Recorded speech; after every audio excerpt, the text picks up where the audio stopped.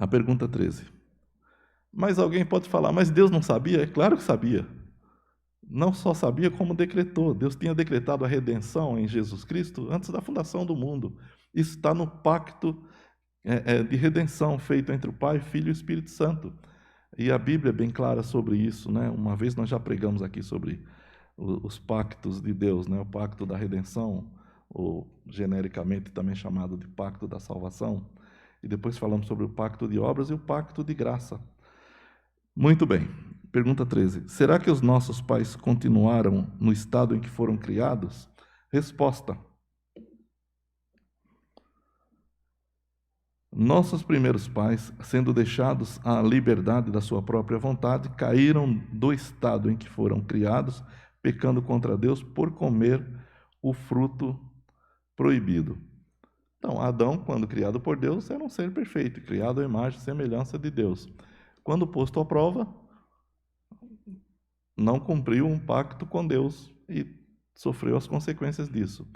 Em não cumprindo o pacto de obras, ele se torna um indivíduo pecador, trazendo toda a humanidade consigo e perdendo aquela condição que tinha com Deus, de conversar com o próprio Deus, de comunhão com Deus. Capítulo 59 de Isaías diz isso, que Deus não está com sua mão encolhida para não poder salvar, nem o seu ouvido agravado para não ouvir, mas as vossas iniquidades fazem divisão entre vós e o vosso Deus, e os vossos pecados encobrem o seu rosto de vós, para que não vos ouça. Então vejam só que o indivíduo, quando peca, ele perde a comunhão com Deus. E essa comunhão só pode ser restaurada em Jesus Cristo. É Jesus Cristo que nos torna agradáveis a Deus.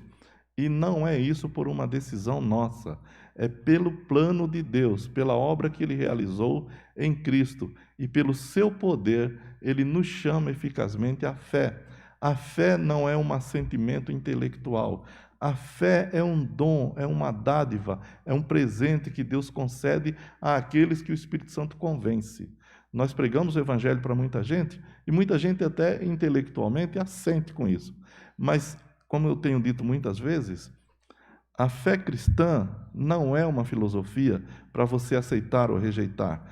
Se a fé cristã fosse algo em que eu ouço a mensagem, o evangelho, e gosto e falo, não, eu vou aceitar, então ela seria exatamente igual ao budismo, shintoísmo, islamismo, qualquer coisa que você intelectualmente aceita. A fé cristã não é algo que se aceita intelectualmente. A fé cristã é um novo nascimento, é um ato milagroso de Deus. Quando o Espírito Santo nos convence, recebemos de Deus a fé para crer em Jesus como Salvador e o arrependimento. É interessante também que se entenda que arrependimento, segundo a Bíblia, o arrependimento para a salvação, não é meramente um arrependimento de certas coisas que nós fizemos ou deixamos de fazer. O arrependimento é um reconhecimento de que o indivíduo fora de Jesus Cristo, ele é naturalmente pecador e não faz outra coisa senão desagradar a Deus, mesmo quando faz o bem. A Bíblia diz em Romanos que tudo que não é de fé é pecado. Portanto, não imagine que diante de Deus só é pecado quando você rouba, mata, adultera, essas coisas. O indivíduo sem Jesus Cristo que pratica certas coisas boas, até pela graça comum de Deus, ele desagrada a Deus do mesmo jeito. Tudo que o indivíduo faz fora de Jesus Cristo, fora da fé, é pecado. Não é só essas coisas, não são só essas coisas que nós catalogamos e que a Bíblia também cataloga como pecado, como erro. Não, não é só errar o alvo. É muito mais do que isso.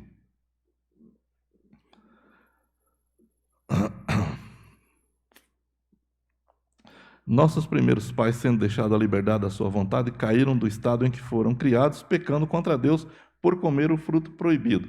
Eclesiastes 7, 29, né? Um versículo bastante conhecido e que nos fala sobre o que acontece com o ser humano e nos leva também às nossas raízes da criação. 7, 29, Salomão diz, ou o pregador diz, né? Muito melhor dizendo assim. O que descobri foi apenas isto: Deus fez os homens justos, Mas eles buscaram muitas complicações ou muitas invenções, não é? Deus fez tudo certo. O problema fomos nós mesmos. Gênesis 3, do 6 ao 8, vai nos falar sobre a queda, não é? Diz assim, Gênesis 3, do 6 ao 8. Né? Todo o capítulo 3 aqui vai falar sobre isso, mas esses versículos. Então, vendo a mulher que a árvore era boa para dela comer, agradável aos olhos e desejável para dar entendimento, tomou do seu fruto, comeu e deu dele a seu marido, que também o criou. Essa aqui é a liberdade do racionalismo, que leva à escravidão da alma. Eu vi, achei que era bom, decidi, vou fazer. Aquilo é muito bom. Por que Deus proíbe uma coisa tão boa? Aí então eu faço. Racionalmente eu me liberto de Deus. Aí eu faço aquilo que Deus disse que não ia dar certo. Aí eu vou descobrir depois que a minha alma, o meu ser, ficou completamente preso por causa de uma decisão racional contrária ao que Deus tinha determinado. Versículo 7. Então os olhos dos dois foram abertos e ficaram sabendo que estavam nus. Nossa, racionalmente, que maravilha! Eles agora podiam conhecer o bem e o mal. Essa ideia de conhecer o bem e o mal é muito interessante, porque quando você lê a Bíblia e você vê e estuda sobre a experiência humana, o que você vê é o seguinte: o homem sabe intelectualmente o que é bom e o que é ruim? Sabe. Mas ele consegue praticar o bem? Não. Então, onde está o livre-arbítrio? Porque a Bíblia diz que quando eu quero fazer o bem, o mal está comigo. De maneira que eu não faço o bem que quero, mas o mal que não quero. Então, se o homem tivesse livre-arbítrio, na verdade, ele deveria ter para praticar e conhecer por experiência o bem. E isso ele não tem.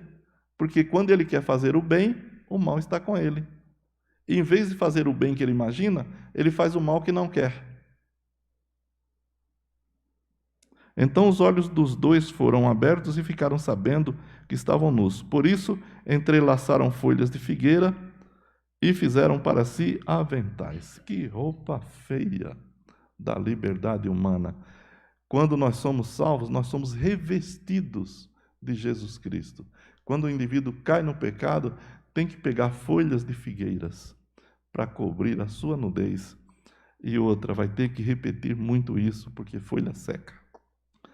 Ao ouvirem a voz do Senhor Deus, que andava pelo jardim no final da tarde, o homem e sua mulher esconderam-se da presença do Senhor Deus entre as árvores do jardim. O que é que o homem sem Deus, contrário aos mandamentos de Deus? O Alexandre leu aqui um texto, Jesus falando: quem tem os meus mandamentos e os guarda, é esse que me serve. Mas quando o indivíduo está no seu estado pecaminoso, ele não ouve a voz de Deus? Ouve. Ele não vê Deus na natureza? Vê. Ele não conhece os atributos de Deus pelas obras criadas? Conhece. Mas o seu coração insensato fica obscurecido. E em vez de exaltar o Deus a quem ele está vendo, ele foge dele e cria religiões, e cria filosofias, e cria atalhos que não levam a lugar nenhum, senão a um fundamento maior no pecado, como um indivíduo que está se debatendo numa areia movediça. Sempre vai afundar e mais.